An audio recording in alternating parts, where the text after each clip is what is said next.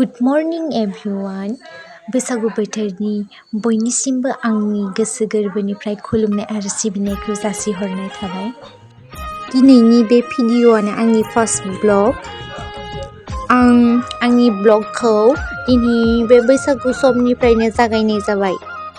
दिनै इंराजि 15 एप्रिल 2023 बैसाग दाननि 1 अक्ट'। दिनैनि दिनाव जों मा खालामो नोंथांमोना नायनो गोसोबा नायलांबाय थादो। नैबेनो जोंहानि न'नि लांगोना। आब'आ न'नि लांगोनाखौ साजायगासिनो। आब'आ बोरै साजायदों नोंथांमोना आं देखायनो नायलांबाय था।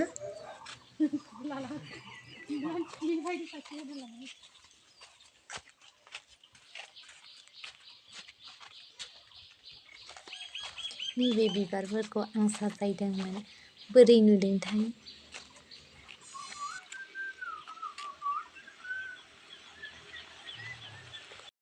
दा आब'नाबो साजायनाया कमप्लिट जाजोब्बाय।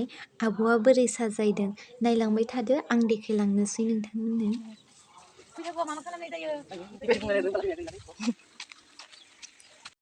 नैबे जोंहानि बाथौ मन्दप, बेखौबो साजायखांबाय।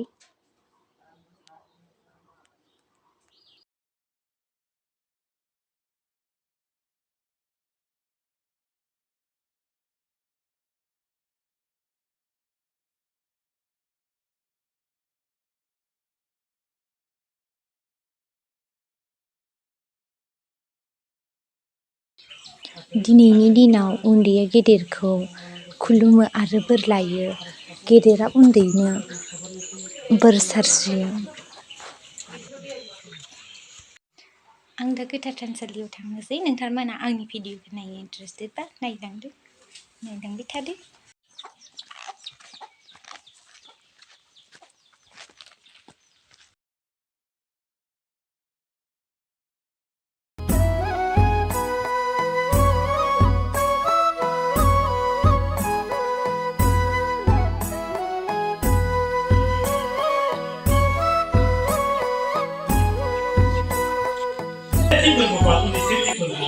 बाहागोफोर लाफैदों।